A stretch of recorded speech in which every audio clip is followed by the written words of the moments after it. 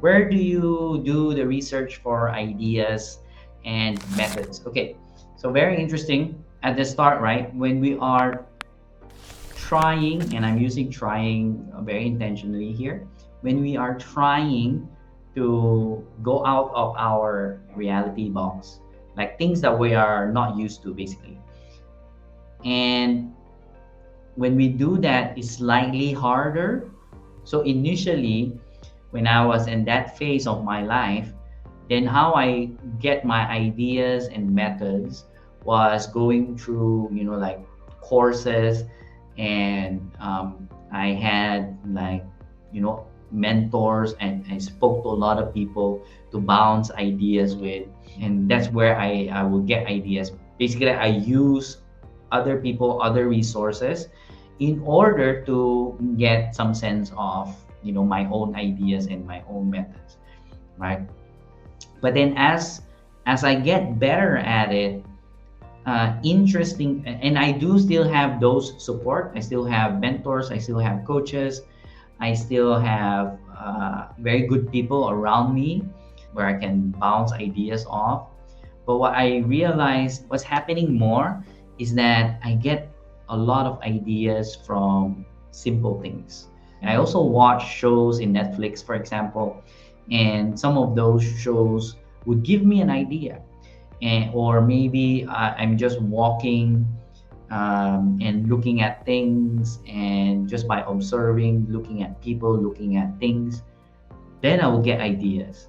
And so, because now my mind has been kind of like trained into thinking about ideas, creating, and that's how I do it. So have all those structures first. Learning from someone that is very experienced is definitely good. That's a mentor, or maybe a coach. A coach can help you think outside of the box. That's what a coach can do and help. And then go through courses, because courses are also kind of like, trainings that you haven't been before, and you learn something new. Read books, watch very meaningful shows, movies, and all this, and then you can get some ideas from that as well. So nowadays, in fact, ideas come to me like so easily, like left, right, center, uh, and for me now, it's about filtering which ideas are good and which ideas I need to take and focus on, because there's a lot of ideas and opportunities. What is the method to practice mindfulness? Yeah. So the most popular way to practice mindfulness is definitely meditation. And because meditation is already a proven technique, proven system that can use, and just follow it, and then you will be able to kind of like get to a certain outcome or results in your life. Then that's one. And then I think I shared, slowing down and really feeling and sensing what's happening in your body, like the sensations. So that's another way of doing it. And then one of the other things is that it's powerful, basically noticing. So the sensations, that's one, because anything that is going through our senses, what we see, what we hear, what we feel, what we smell, all of this are sensations. And when we get in touch with our sensations, then it brings us to the present moment. Then the other one is slightly like deeper, is the emotions. So when we can take notice of our emotions, because normally our emotions happens in the present moment. Like right now, I'm feeling a bit like, like flustered and grateful, and a lot of emotions are happening. And when I can start noticing that, then it also brings me to the present moment. So those are things. And I don't want you to like do a lot. And if you're someone who, let's say for example, you don't want to do meditation, then there are other ways of doing mindfulness, being mindful as well. So those are the other things. Does meditation really heal? This is something that I cannot really say scientifically, but I do know stories, and I can share my own experience as well. There were people in Vipassana, the teacher Cuenca, his name is Cuenca. He's the son of a mogul. Like a mogul is someone who is like very very rich in terms of business. So they have very big business. They were in the steel industry, I think. They were quite rich, and Cuenca started experiencing some health problems.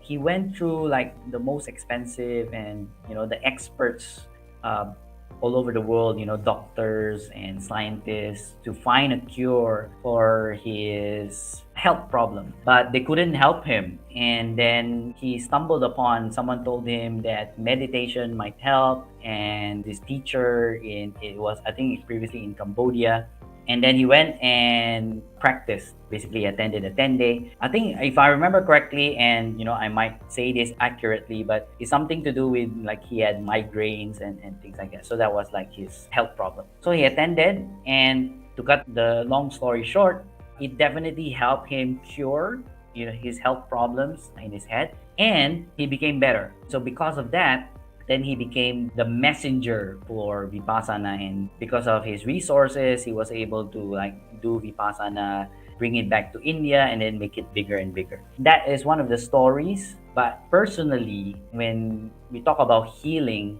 because there's many facets of healing. The Cuenca story, which is the physical healing, and then there's mental healing. For myself as well, I have remove some limiting beliefs that I had while I was meditating. And I've heard people who had, like some emotional healing as well while they are meditating. But all of these are stories, and each person is definitely different. So I think there's no definite answer to this question. But for sure, even if you don't heal, there is a guaranteed benefit in meditating that you can take away. So do start the practice and see what comes up for you, what you experience, and then if it does lead to healing, then that's great, right? That's wonderful. But I highly suggest you start it even if you want to start small. Tantan asks, I have a question. Is it possible to be mindful while sleeping? This is interesting because one of the things that was taught in Vipassana was how to meditate until you fall asleep. So, meaning you are aware until such time that you can sense and notice the sleep taking over. And I tried it several times, like many times, sorry. And to be honest, what happens is just when I meditate before I go to sleep, I just feel sleepy and then I just sleep, right? But according to the teachings is that when you meditate before you sleep and you start noticing, right, like you really notice that, oh, part of my body is starts to sleep, like it's resting. So what they were teaching is that when you do that, when you wake up, your mind will still be in kind of like that state, like a very aware state. So personally, I've heard that it's possible and I've tried it, but I haven't really achieved it. And so the teaching is that they say that it is possible to be mindful while sleeping. So I think for me is when you can train your mind, because our minds can be trained, definitely I think is really, really possible. Oh, hey there. If you like this video, please like, share, and subscribe. And remember to click the bell button so you get updated of the new videos. See you in the next one.